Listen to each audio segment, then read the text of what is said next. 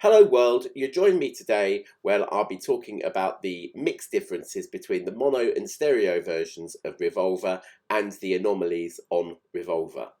Now, these are my copies of Revolver, all UK. This is the original mono. The actual record is on my turntable at the moment, hence that. Right, has the sold in the UK text on it and all the things that make it a genuine 60s original. This is a 1980s stereo version. The 1970s ones started with the Parlophone Company and the Gramophone Company on the outer text on the label. This one just starts with all rights of the producer and so on reserved, and that's how you know it's an 80s. Right? But it's pre-digital. It's not the 16-bit one that came out at the same time as the CDs. And this is a mono reissue from the mono box set. Now, the UK and US mixes on Revolver, the album, are the same. However, they wanted some new tracks in America to make this compilation called Yesterday and Today. And so they took 3 songs from Revolver, And Your Bird Can Sing, I'm Only Sleeping, and Dr. Robert, and included them on this Yesterday and Today thing. And the mixes that they used there were not the final mixes that were appearing on the mono and stereo Revolvers. They did try and make true stereo mixes from the American versions for 1973 onwards, Yesterday and Today's. However, not all Yesterdays and Today's from 1973 got these mixes. They still had fake stereo ones on there, which, yeah, it's a bit of a shame, really. They didn't get proper CD versions until 1987, 88, when the CDs were released. Tech-wise, from a point of view of listening to the stereo versions, there's some hole in the middle effects, but by and large, this idea of George Martin's to make this kind of wider soundstage for people with furniture stereo system things, that had kind of died a bit of a death. Eleanor, Rigby is a little bit hole in the middle-y, so are Paperback Writer and Rain, but by and large, there are quite a lot of songs on Revolver that go back to having vocals in the centre and instruments kind of around them. You haven't got proper full spreads of instruments because we've only got 4-track tape machines. Talking of tape machines, there was something called ADT. Now I'm going to refer to my notes here. Right, artificial double tracking. It's a method of recording one voice to 2 tape decks simultaneously, playing at slightly different speeds to create a chorus effect as if it were 2 people singing. Right? This is not universal on Revolver. People think, for example, that Tomorrow Never Knows has ADT on it, when it may well do, but it certainly has an awful lot of manual double tracking. And people accuse John Lennon of being lazy. This was one of the things that, oh, cute John Lennon was too lazy to record his vocals twice. It's not true. There are an awful lot of double tracking errors when they were recording previously on previous albums. And maybe this was just a way of doing it so that you didn't get quite so many errors. So it's probably more to do with quality control than John being lazy. John wasn't lazy. You know, they were in the studio recording all night sometimes, you know, after having done a working day. So, you know, they weren't lazy. One of the other technical innovations was, of course, backward tapes. Now, there's a little bit of dispute going on at the moment, or I've seen a little bit of dispute going on about whether or not it was I'm Only Sleeping or whether or not it was Rain that had the first backward tape. I'm going to go with the fact that it was Rain, which was on the B-side of Paperback Writer, just simply because it was recorded and mixed before I'm Only Sleeping, despite what they say on the video that comes at the end of Revolver on Apple Music. And we'll get back to the backwards taping issue when we discuss the anomalies on the album. With the mono and stereo, the main differences are to do with the cowbells. The cowbells in the mono version start a little bit earlier than they do on the stereo version, which means that if, like me, your go-to Revolver is a mono version, then when they start singing the should 5% appear too small bit without the cowbells, then it sounds a bit weird. There are 2 countings to this record, and I think this is a deliberate thing. After Rubber Soul, a lot of the critics feared that the Beatles would alienate their more traditional fans, the ones that had grown up with A Hard Day's Night and Please Please Me. So there is a counting on here, which is the normal counting, where and it's in the background. It's 1, 2, 3, 4. Far more audible in stereo. But what is also audible in stereo is the fact that you can hear there's 1 for you, 19 for me during that counting. You can hear backward guitar notes on the right hand side, and then a scale going up the guitar forwards. This is all to do with the fact that it's still us, folks. There's a story that goes round about the Beatles that whenever they argued during this period, and they'd all be in the studio wearing their dark shades, that one of them or other would say, "It's still me. It's only me." And I think by having George's overdubbed counting, which is this kind of, we're in an acid hazed kind of, state at the moment. 1, 2, 3, and then you've got this 1, 2, 3, 4 in the background, which is the real counting. You've got these backward notes, which are symbolizing this is the new us. It's still us. We're just a bit weird now. We're moving on. Yeah, backward guitar notes, then forward guitar notes. We're still the same, but we're moving on. This is still us, same but different, as it were. At 5 seconds to 6 seconds, there's lots of rattling and squeaking during the intro from a guitar, and that carries on throughout that whole verse, and it comes back throughout the song. So listen to that on the, is it on the right hand channel? I think it's on the right hand channel. Yeah, and then let me tell you how it will be, and then on the right hand side you'll hear a stray guitar note. Yeah, and then at 18 seconds to 23 seconds, you'll hear more rattles and another stray note on the right-hand channel. Then, as we're getting an intro into the should 5% appear too small, on the left-hand side, there's a very faint guitar playing a counterpoint melody. Whether or not that should be there or not, I don't know, but it does actually sound good, and it's there and it's worth noting. At 46 seconds, there's a huge whip, or what the What Goes On website would call a whoosh, just before the cowbell. It's like whoosh! And then at 34 seconds and 41 seconds, there are dropouts where the tambourine disappears as well on the right-hand channel, just as long as a taxman backing vocal, except that there aren't backing vocals there. Right, this is the only time where I'm actually going to refer to the anthology, hopefully in the whole of this series, on the Beatles Anthology 2. It's take 11, it's not a mix, so therefore it is everything laid bare. You can hear more of the spurious noises and everything on this version as well. Funny little vocals as well from either John or Paul going to try and get themselves into the rhythm to come in to play the backing strums. But anyway, back to these dropouts during one of the verses. They're just as long as a taxman, but actually on the anthology you can hear that they're actually playing, it's an electric guitar. They obviously didn't like it. They took it off. It would have been on the same track as the tambourine. Therefore, the tambourine disappears just for those few seconds as well. At 1 minute 28 seconds, yeah, I'm the taxman, and there's a stray guitar note that goes honk.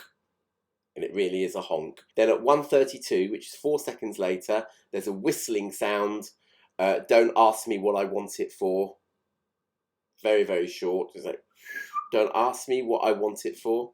Then at 1:37, Mr. Wilson, there's a shout on the left, and then again the tambourines drop out, just as they do with the Mr. Heath backing vocals as well, because again, they, according to the anthology, you can hear anybody got a bit of money, anybody got a bit of money, backing vocals there, and instead they changed it to Mr. Wilson, Mr. Heath.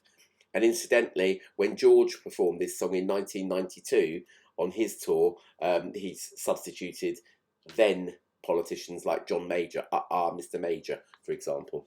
Can't remember who the other one was that he referred to, but he certainly referred to John Major. 1 minute 59 seconds.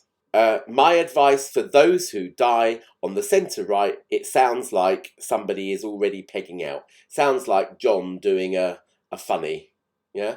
Now my advice for those who die, that sort of thing. I'm not doing that again because that hurt. 2 minutes 23 seconds, and this is again a big difference between the mono and the stereo. The guitar solo is actually an addendum, as it were. On the anthology, they end it quite bluntly with "You're working for no one but me." Now, I'm not sure what happened with the anthology version, whether or not they just edited on a tax man to finish it off with, or whether it was really meant to be like that. But certainly, it didn't have a guitar solo on the end. The guitar solo is a copy-paste from the middle guitar solo. It's exactly the same performance. The mono version gets a terrible edit there. I would imagine that a lot of people would be bringing their records back to the shop and saying it jumps. That's how bad it sounds. It really is quite bad.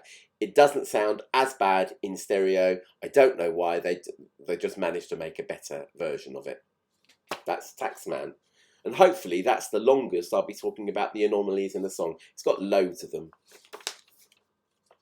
Eleanor Rigby. Artificial double tracking. Used probably for the first time on Eleanor Rigby. In mono, they get the mix right.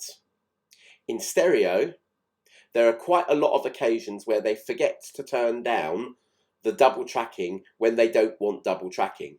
All right? It comes during the look at all the lonely people choral verses, choral sections there. All right? During the actual verses, where Paul's singing solo, there isn't double tracking, except at 14 seconds, they forget to turn it down on the stereo version. And so the first Ella, 2 syllables, have very prominent double tracking, which is quickly cut down. Right? They obviously didn't bother to correct it. It's actually quite a glaring mistake. For the next bit, you might think I'm mad. My tin hat. This is my own conjecture, possibly my own imagination, possibly I was abducted by aliens. But at 16 seconds, well, I'll tell you the words. During Picks Up the Rice in the Church, at 16 seconds, you'll hear a jangly sort of scattering noise as if rice is being scattered. It's on the centre right-hand side. It's very, very quiet, but I believe it's there. When we get to Jar by the Door, there is also a tingle, as if someone is hitting a jar.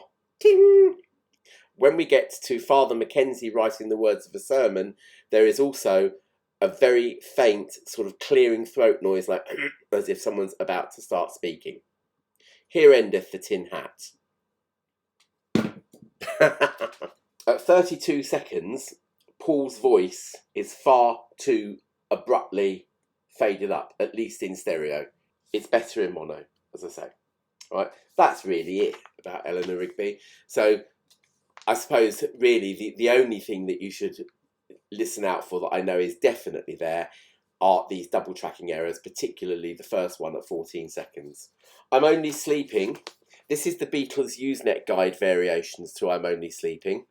I mentioned the backward solos and bits and bobs before. This will tell you all the differences quite sort of detailed of the effects and how they differ in mono and stereo, because they do. And furthermore, the American mono version, remember this was a Yesterday and Today track, so it had a different mono mix for American, and the fake stereo, which was made from the mono mix, and also then the 1973 stereo US mix as well. They've all got different places where those effects come in. But I'm going to read you something. Bear with me. Right, this is the Beatles recording sessions. Mine is getting very tatty now. This is Mark Lewison's book. This is the studio documentation for the backward guitar solo in I'm Only Sleeping. This is what Mark Lewison has to say. The Beatles had decided to adorn I'm Only Sleeping with the sound of backward guitars. There are two ways of recording backwards instruments, one easy, one difficult. The easy way is to play the instrument normally and then turn the tape around. The other involves working out the notation forwards, writing it out backwards, and then playing it as the notation says so that it comes out back to front. This way, although the sound still has the aural attraction of a backwards tape, the instrument is actually playing a melodic run of notes. The Beatles, of course, chose the latter alternative, hence this near 6-hour session for just the guitar overdub. In fact, they made it doubly difficult by recording two guitar parts, one ordinary, one a fuzz guitar, which were superimposed on top of one another. Geoff Emerick recalls that this was all George Harrison's idea and that he did all the playing. What other anomalies are on I'm Only Sleeping? Yeah, at 40 seconds, Paul flubs the bass under I Don't Mind. At 1:08 to 09, there's an edit during the bass solo, and you can hear some clicks underneath and faint guitars heard just before Keeping an Eye, and I think they're backwards. At 1:57:58 seconds, drowned in echo, someone says "Yawn Paul" on the left-hand side, and on the somewhere on the right-hand side, there is actually a great big yawn from Paul. We're meant to hear the yawn. We're obviously not meant to hear someone saying "Yawn Paul," but it's there. Love You Too, George's only Indian track on this album. George was really quite lucky on this LP, I think. Number one, he's got the first opening track, which really says something about the respect that he was getting from the other Beatles, and not only the other Beatles, but George Martin. George Martin would far rather record by Lennon and McCartney because those were the songs that made him the money, gave him the hits, kept him working. So George Harrison was a bit of a novelty up until then, like Ringo having Act Naturally or Yellow Submarine or something. But on this album, giving him that first opening track is showing him a huge amount of respect. And then we have this song Love You Too with all its beautiful Indian instruments, and it's a fantastic recording. The mono version is longer. One reason why my go-to Revolver is always the mono version, because of that beautiful fade out at the end. It's fantastic. There is a slight double tracking error in the word fast. Each day just goes so fast. They'll fill you in with all their sins you'll see at 2 minutes 20 seconds. It sounds like there was an extra harmony that was supposed to be put on there, but all you get of it is this upper harmony on that particular word, and it's kind of slightly an abrupt entrance to it and cut away as well. So maybe they didn't want a harmony for most of that line, but they liked the bit on C and left it there. Here, There and Everywhere sounds better, I think, in stereo than it does in mono. The reason for that is also to do with the song Yellow Submarine. Perhaps I'll leave it to talking about Yellow Submarine. The mono and stereo differences. In the last line, the lead voice is "You'll be there and everywhere." I'm reading this from the Usenet variations here. In mono, the backing voice is heard to sing "I'll be there" instead, which is not audible in stereo, but possibly there very softly. In stereo, there is a backing vocal on the last chord. So, here, there, everywhere. And then there's an ooh at the end, which is missing from the mono version. So those are really the only two differences. And this business about you'll be there and I'll be there, when I listen to that, I don't know whether, again, it's my fanciful imagination, but it sounds like you will be there or I will be there. It's slightly different in stereo, where it's definitely you'll be there. Now, Anomalies. 10 seconds in, there are two bass drum hits after the To Lead Her Better Life bit. It kind of goes dum dum before the main song comes in. The second one, there's actually an edit during that, and it kind of drops out a little bit where the intro has been edited onto the main song. And 19 seconds, Changing My Life with a Wave of Her Hand, changing, edit, my life. The double tracking on the vocals on the left hand side becomes more prominent. There are a couple of edits which seem to have been cleared up on the 2009 mixes, because Mike Brown, who wrote the What Goes On website, describing the 87 CD, describes some sort of thwip at 57 seconds. I want her everywhere, thwip. But on the 2009 versions, it's actually more like a crackle. So there's obviously they've tried to take out the thwip and they've been left with a little bit of a crackle. And it's the same at 1 minute 10 seconds as well. After but to love her is to need her everywhere, click.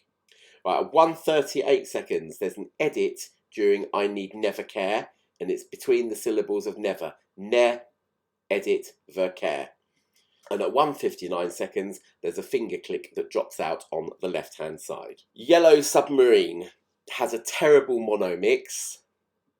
It is so compressed, and I think the reason is this huge bass drum, which I'd imagine would make any cheap mono record player jump. I'd imagine that it had to be remastered, because up on the top floor of the EMI buildings, you would have the quality control people that would be trying to play these records on just about any system imaginable, even to the point of view where that you would be having, like I used to do when I used to get records and stuff and play them as a kid. I'd be bouncing and jumping on my bed and running around and dancing around and everything. If you've got a few teenagers doing that in a bedroom, then that record is going to start jumping. And Yellow Submarine in mono being cheaper, aimed at the general public, with cheaper record players and particularly teenagers and children, you're not going to want Yellow Submarine to start jumping, because that's going to be the one that the children like. And so it makes Here, There and Everywhere sound positively raucous. It's not quite as evident, this kind of disparity between the two songs. It's not quite as evident in the stereo version, but it's still there. Yellow Submarine is still quieter than Here, There and Everywhere, and it shouldn't be. It's a great big rousing song. The only problem with that is that as part of this research, I actually listened to Yellow Submarine on the song track, which was a compilation of the songs that actually appeared on Yellow Submarine, the film, and it was released in the 90s. It was hugely loudness ward and actually horrible that loud. But I'm sure that somewhere along the line there's a happy medium whereby the full effect of Yellow Submarine being a rousing chorus can be heard. There are a lot of well documented mono stereo differences between Yellow Submarine. The main two being that the first note in the has a guitar strum under it in mono. And in mono, the backing vocals, As We Live a Life of Ease, John shouts, "A life of ease!" which doesn't get included on the mono version. That comes in on Every One of Us Has All We Need. Every one of us has all we need, has all we need. That's your stereo bit. It starts a little bit earlier on the mono. Those are the two main differences. So going to Anomalies, at 35 seconds, there's a descending bass line that goes dum da dum da, we all live. And when you get to the we all live bit, that's an edit point. And then the final Yellow Submarine of that chorus, on the right hand side, you'll hear another edit, and that's at 52 seconds. 104 to 105, there's an over-enthusiastic trumpet which comes in early. So we get, there's a flute trill which is meant to be there. Then there's a kind of blast of brass, a blast of brass, just before the band entry comes in, which is out of time and shouldn't be there. The brass band is actually playing a different chord sequence, as it were, to the main band. And I think the brass band was actually an afterthought. The reason I think it's an afterthought is because the Beatles themselves were playing da da dum da da da da da da da da da da, and the band begins to play, and their chords are going chump a chum, cha da dum, just as they are for the rest of the verses, and they're all playing together. Okay, people have accused John Lennon of making this mistake, but actually he's not. It's the whole band. Paul and John's chords do actually match, and they must have thought, right, well, we'll get a brass band in because that'll sound really good. All right, so they got the brass band in. They wrote out this piece for them to play, and the chords didn't quite match what was going on with the rest of the band, and it's just been left like that.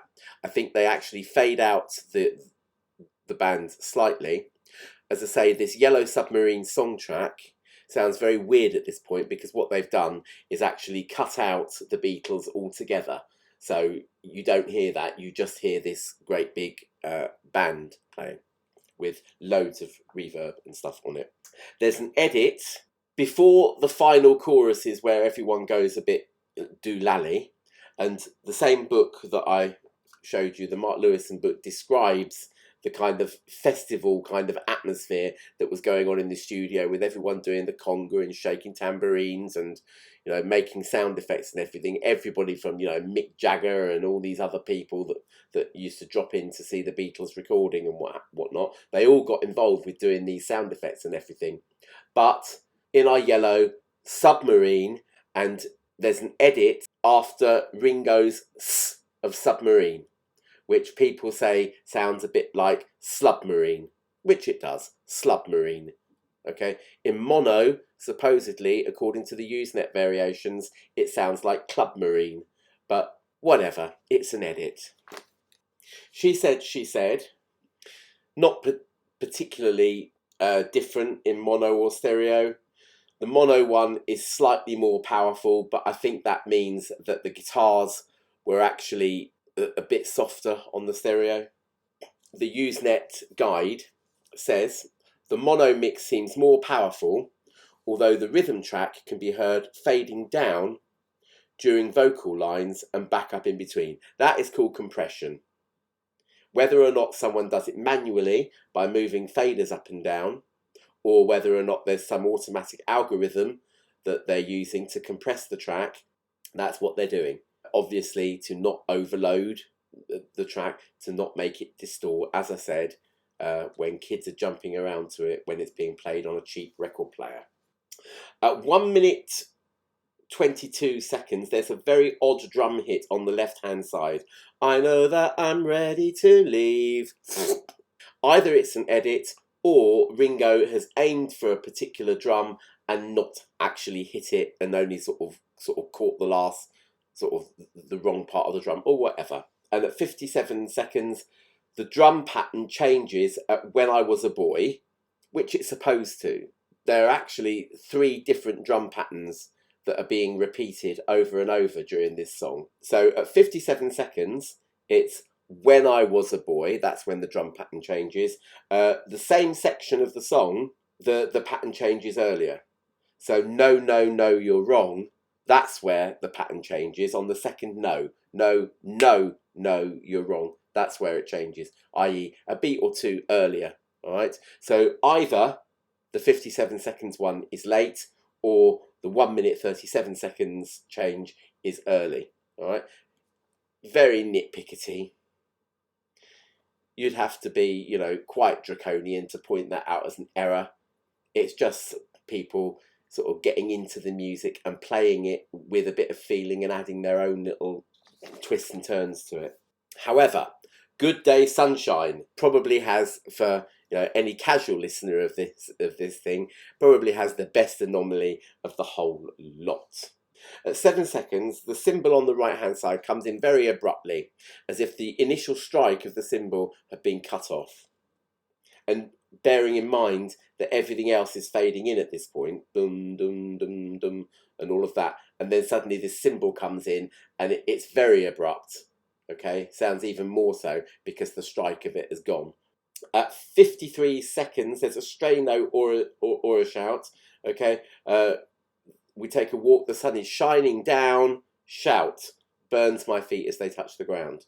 All right, 1:26 seconds, she feels good, followed by John, who says, now, there is a live version of this, as performed by Paul McCartney, where he does actually say, she feels good, she feels good. She knows she's looking fine. All right. However, John, or Ringo, but probably John, in this particular take, says, she feels good, she fucking does. You know, she's looking fine, or she knows she's looking fine, whatever, but it's she fucking does.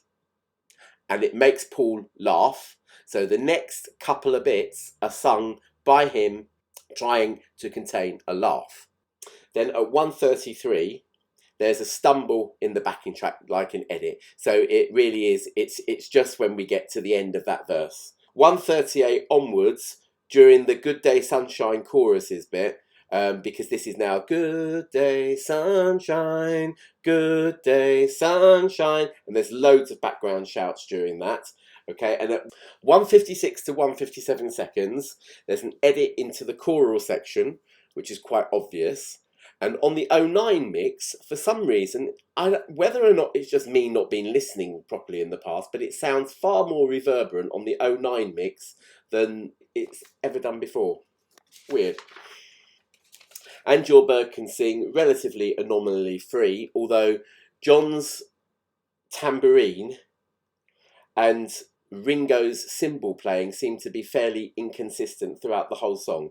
John's not sure whether to play tambourine on beats 2 and 4, or whether to play them on beats 1 and 3. And you can hear that throughout the whole song. Ringo's bit where, when your prized possessions, the cymbal pattern then changes for when your bird is broken. Right? And normally they would be saying, right, well, this is, when your prized possessions and when your bird is broken. They're both similar musically, so they should have similar drum and cymbal patterns, but for whatever reason, Ringo plays a slightly different pattern the second time. And also, when your prized possessions burp, start to bring you down at 39 seconds. And that's basically And Your Bird Can Sing. For no one, Paul seems to have probably had quite a lot of water to drink on this one. Certainly, you can sort of almost detect the saliva in his mouth. Again, a lot of compression being applied to his vocals here. So when we get to Your Day Breaks, Your Mind Aches, you'll find, the word find, there's a splutter on there, which kind of hits the microphone and hence our ears. And after the horn solo, there's an edit in the word nothing. In her eyes, you see nothing, all right, but it sounds like nothing. Okay, there's a slight overlap of the fuzz in the vocals there. All right, and then at 1:31, there's an edit in the bass track. The volume drops slightly. This is during the verse where Alan Civill's horn solo has been pasted into the background of the verse, and you'll hear the volume of the bass drops. There's a tonal change, so it's probably an edit, okay, or maybe someone's turned it down, but I don't think so, because there is a tonal change there as well. It goes softer. Alan Civill's horn solo has come in for a little bit of grief and criticism. Apparently, according to Mark Lewison, he recorded 8 takes of it, each time wiping over the other one. right? But there does sound like just before the last phrase, where he's holding the note just before that final twiddle at the end, there is a slight glitch in it, but that's him breathing, I think. It's not a punch-in point or an anomaly or anything like that. That's just him breathing. Give him a break. Dr. Robert was basically about this guy called Dr. Charles Roberts. And as there are no real anomalies on this particular song, I thought I'd read you a little section from a book by Joel Schumacher. It's quoted in this book, which is a Beatles commentary by Tim Riley. Don't take everything in it absolutely literally, but it's a good read.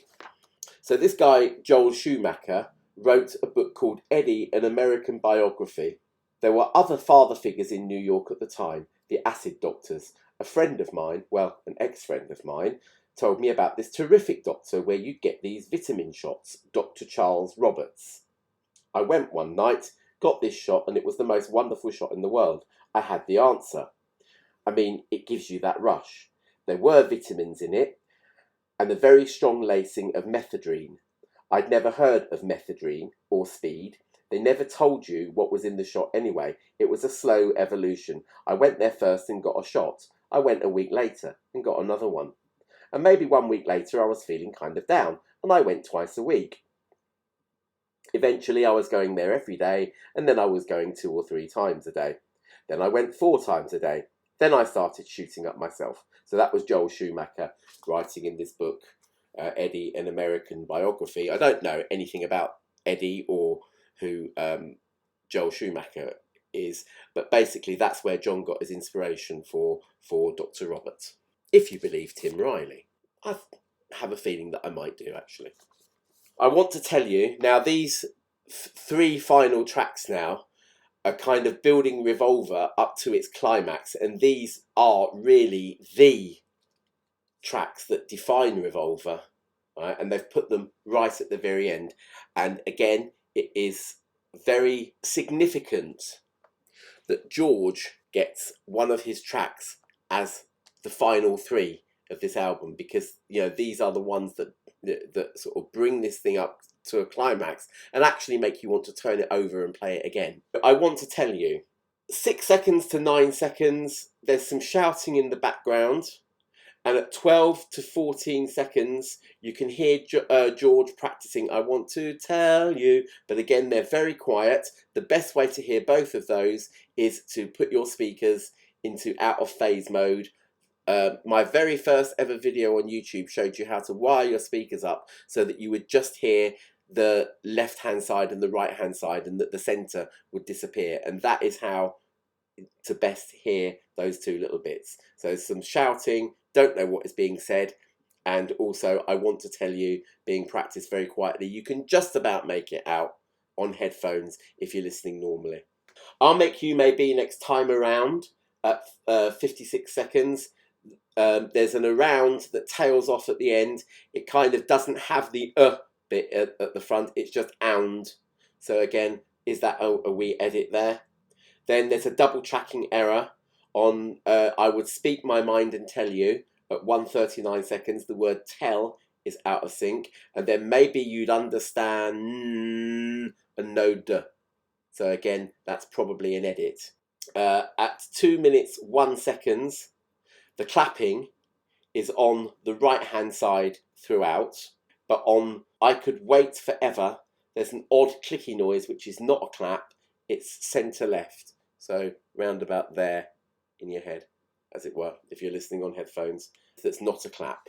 Could be a plug being plugged in or unplugged, because we're just about to get to the I've got time choral bit at the end. All right, so probably something's being plugged in or unplugged at that point to make way for this choral bit, where they probably needed an extra track or 2. Now, Get You Into My Life, mono has a much longer fade out. Also, the mono had 2 mixes. Normally, you would take a song and mix it, and it would be ready. You'd do a few versions of this mix, and then you'd pick your best one, and it would all be done on one day. This one took 2 days, the 17th and the 20th to get right, and this is because the mono has an extra layer of brass on it, and it was made just by copying the brass that was on the original thing and overlaying it onto the mono mix, right? Which is why in mono, the brass sounds far more articulate than it does in stereo. In stereo, it sounds like it's being drowned in reverb. More on that reverb later. Now, during the intro and first verse, at the very least, although it's all over, there's lots of talking during the drums and tambourines and the instrumental gaps. But all the way through, there is leakage from an old unerased guitar take as well that is going on. And that can be heard on the left-hand side, particularly when there's no singing going on. It took me till the end of the song, and then, as you can see, you might be able to see, I drew a wee light bulb because it kind of came to me that there was an old guitar track, but it was never used, but some of that got caught up in the reverb that is on the brass. So the actual guitar track was deleted, but the track that had the reverb on from the brass also had remnants of this old guitar thing laid over the top of it. The only other, I suppose, real anomaly is that there is a pop at 36 seconds. You didn't run, you didn't pop lie, okay? It's centre-ish. It is there, you just have to play it a few times until you hear it. At 49 seconds, probably not an anomaly, but again, during that echoey bit, you can hear Paul shouting, yeah, just before, ooh, you were meant to be near me. And again, on Say We'll Be Together Every Day, there's another yeah, yeah, yeah kind of shout going on that left-hand side. But, very significantly, at 1:49, the real guitar that is meant to be there enters. Right? And this is where Got to Get You Into My Life is this great exercise in control, but suddenly at 1:49 it goes mental, and it's heralded by George's down, down, down, down, down, down, down, and that is explosive. That's absolutely explosive, and it leads into Paul improvising on his vocals, the brass improvising, Ringo doing some fills where he's absolutely going nuts, and really those, when he's doing the low toms and bass fill, it's just absolutely enthralling. And I have to say, I don't like to say this, but actually this is about Paul's experiences with LSD. I won't say it too loudly, just in case the YouTube police get me. But that is what this song is about. Another road where maybe I could find another kind of mind there. For example, another road. What do you do on another road, people? How do you get another kind of mind? You take LSD. Not something that I've got first-hand experience of, thank goodness, but this is Paul describing that experience. And so this moment where George goes down, down, down, down, down, down, is where you're coming up on this substance, okay? Because from what I know, it comes in, the effect comes in very slowly, and then suddenly you're into this experience where reality is the hallucinations and whatever it is that you're seeing at that time, and not the real world. And suddenly you don't realise that you've even taken LSD, because all you know is this kind of distorted vision that's around you, and that is what happens at that point, okay? And it's the same in Tomorrow Never Knows.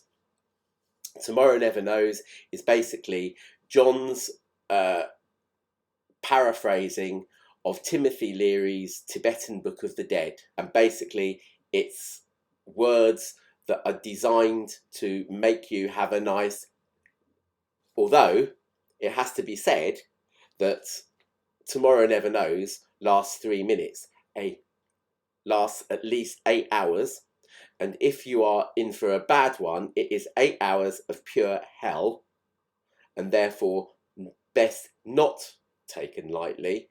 There's a lot of medical evidence about the value of this particular substance for helping mental health and for also curing other addictions. So I'm not dismissing it out of court, but it is something that you don't do by yourself, and you do it as part of a therapy session and what have you. And at the moment, that's not happening. There have been trials where it really has been helpful for people with mental health and with addictions, but as I say, its status is illegal. It wasn't in 1966 when John wrote Tomorrow Never Knows. There are really not many anomalies, so I'm going to read you the Usenet guide bit here about the mono and stereo differences. And they label each thing. You've got a mono A, mono B, and stereo mix C. And they're saying that the mono A is extremely rare. It's actually remix 11. It's believed to have been manufactured on only the first day of the UK pressing. Now, given that they would have pressed millions of these, on the first day, they reckon about 100,000 might have been pressed that have got this remix 11 on them. So yes, they are very rare. And I'm actually quite disappointed that they've not actually found a remix 11 and included it on an anthology or something like that, because it would be interesting to hear it. In the rare A, the vocal is louder and clearer over the effects. The fade is slightly longer and has more piano, and the effects are faded up quite differently, whereas the normal mono and the stereo are actually quite similar. The similarity in the tape loop effects in the normal mono and stereo suggests they were recorded into one of the 4 tracks of the master. The general trend is that in mono the transition is faster, so the sound comes up to full volume almost suddenly and then goes completely out. Yeah, they're far more abrupt in mono. I would dispute the fact that they're all on one track, because if you listen in stereo, you've got some effects on one side, some on the other. So they probably had 2 tracks of effects. Don't quote me on that, but it does sound to me like there are 2 tracks of effects going on there. Mono starts with the loop track at full volume, while the stereo fades in on it. The guitar sound in the break sounds more processed and full in mono. It sounds positively haunting in mono. In stereo, it's like, oh, that's a wicked fuzz guitar solo.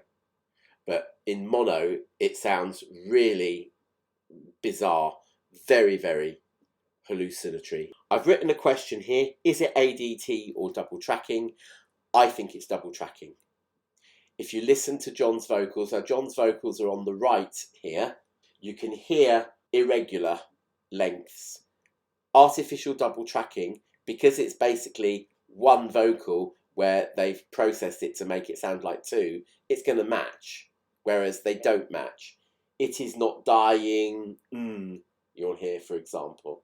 Then at 1:28 seconds, there's feedback in the stereo only version, not in the mono version. So don't believe the What Goes On website where they talk about it being a deliberate effect. Paul, in fact, wetting a finger and going around a wine glass is not. It's a bit of feedback that wasn't meant to be there. It's not on the mono mix, it's on the stereo mix. At the very end, there's a glitch in John's voice where a syllable of beginning gets mixed out. I think it's the final of the beginning. Of the beginning. Like that. Okay? There are, given that this was a song all about loops, all of those special effects were tapes that have been made into a loop and spinning round over and over and over again. And they commissioned like the whole of the EMI quota of tape decks, anything that was available, got them and used them to play in these loopy effects. On top of that, the whole song is a bigger loop. The band, all they're doing is playing the same repetitive note pattern over and over again. Dum dum dum dum dum dum dum dum dum dum dum dum dum dum dum. But Paul seems to be having a slight issue in places. You'll hear him stumble while he's playing the rhythm, and there's a particularly prominent place, best heard in stereo. It'll be there in mono, but listen in stereo.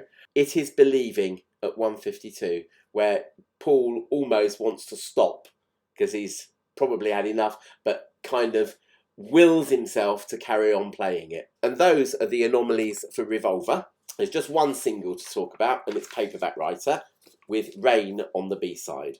Paperback Writer was a single. It was therefore recorded in mono, as was Rain. Right? Paperback Writer had its first stereo mix for the oldies but goldies later on in 1966. Okay, so we're talking about April 1966. In fact, the 13th of April to be precise.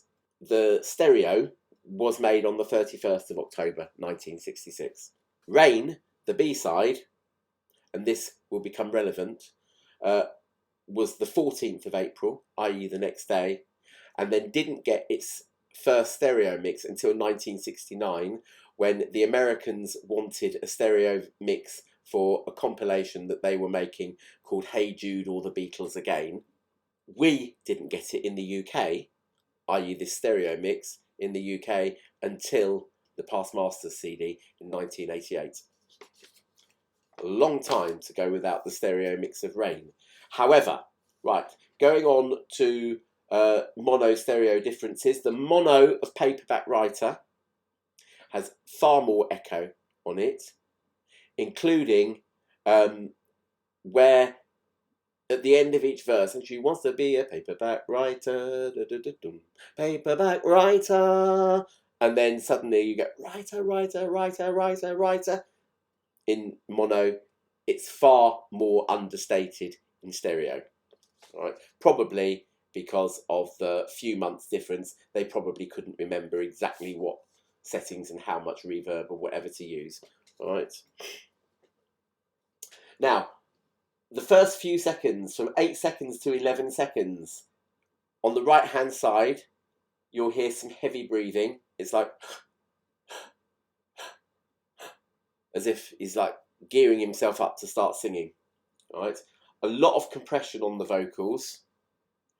Compression flattens sounds that are too noisy, i.e. makes them quieter, brings up the volume of very quiet sounds so that you actually get an even level or an even volume level, right? That neither distorts, neither does it disappear into a whole load of hiss. Hence, Paul's relatively noisy breathing could probably be picked up by this compressor and appeared in the mix, as it were.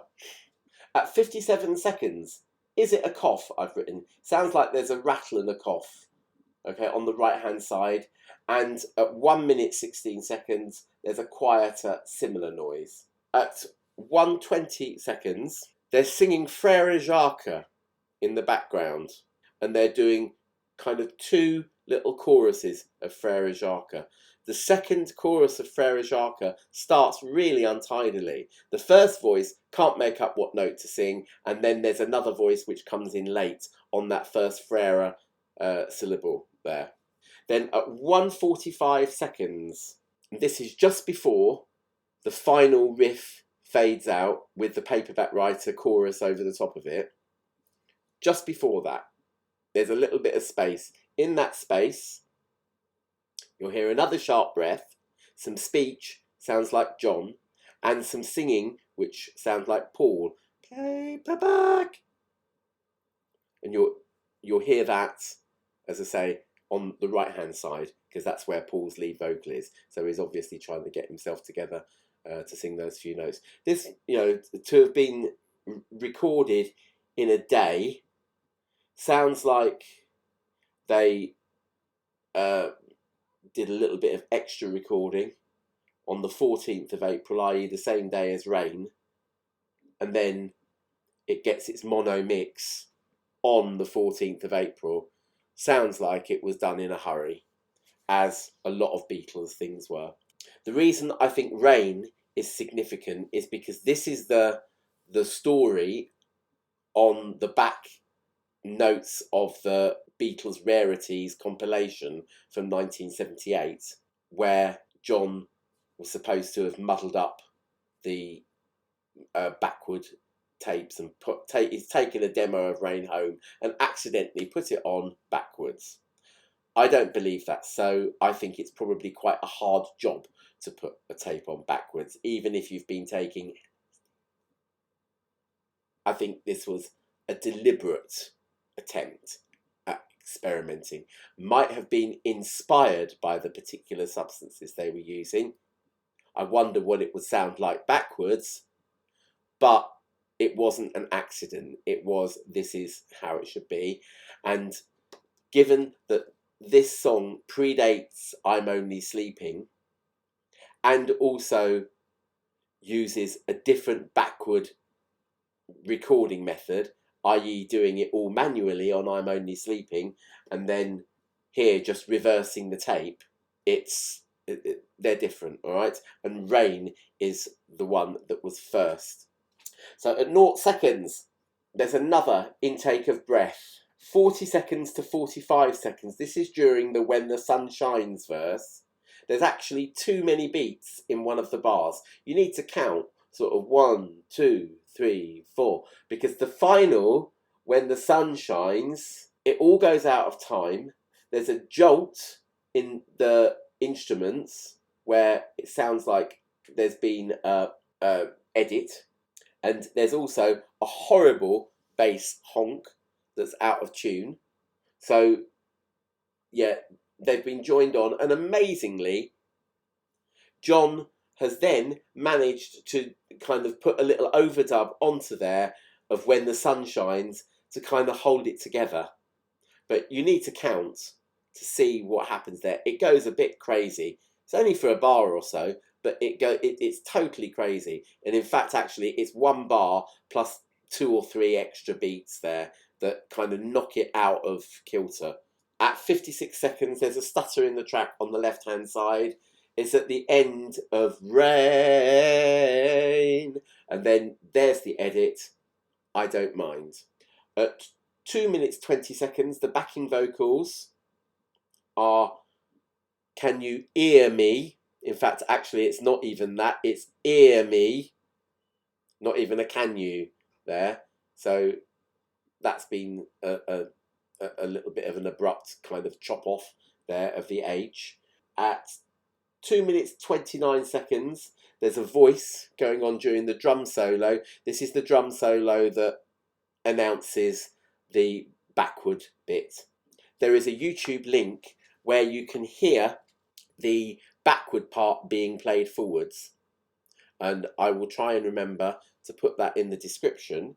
It says on the Usenet website that the master tape has backward vocals at the end, overdubbed from another take, and that is important because the vocals actually go when the rain comes.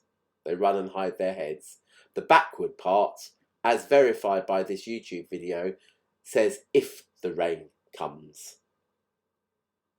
So it's definitely a different take. And as I say, I believe it was a deliberate experiment, perhaps inspired by substances that they shouldn't have been taking, but nonetheless deliberate. And that is where I will leave it today. Now, the next video that I do will not be Sergeant Pepper, because I think I've already discussed the anomalies on Sergeant Pepper to death on some of my videos before, particularly the one where I was talking about the 50th anniversary edition that was released in 2017, where they tried to make a stereo version of the mono mixes of Sergeant Pepper. I will watch that video again. I don't like watching myself, but no, I won't be discussing Sergeant Pepper next time. Magical Mystery Tour and the American B-side of the LP is actually far too complicated to discuss 2 LPs. So if I do make another video about the Sergeant Pepper Anomalies, it'll be after Magical Mystery Tour. Also, for the same reason, I'm aware that 3 other Beatles songs were recorded during 1966, Strawberry Fields Forever, Penny Lane and When I'm 64.